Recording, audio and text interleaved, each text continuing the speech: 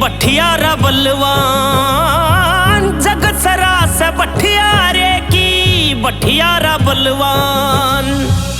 पैसे लेके घर तैता दे, पैसे लेके घर तैता दे भाई रे। जब खुल जाएंगे तेरे कान, जब खुल जाएंगे तेरे कान। बंदे मानी चाहे मत मान, बंदे मानी चाहे मत मान।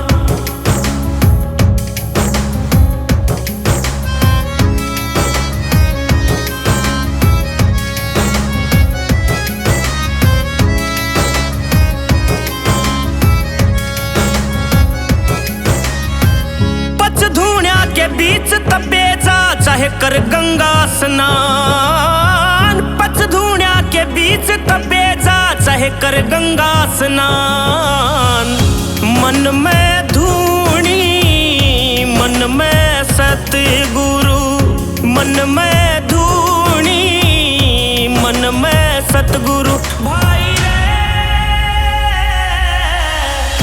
मन में श्री भगवान,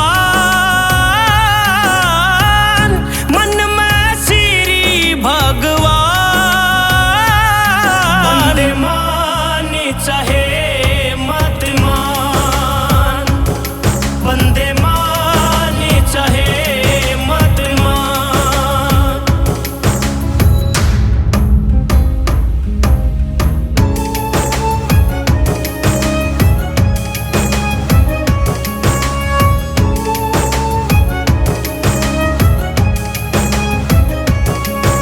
श्री मांगे राम गुरु की सेवा, सब ते बढ़ के दान। मांगे राम गुरु की सेवा, सब ते बढ़ के दान।